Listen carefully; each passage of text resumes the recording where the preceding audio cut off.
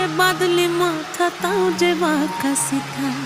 মেদিনীপুরে রায়না চিরন বাঁকুড়ার ওই ফিতা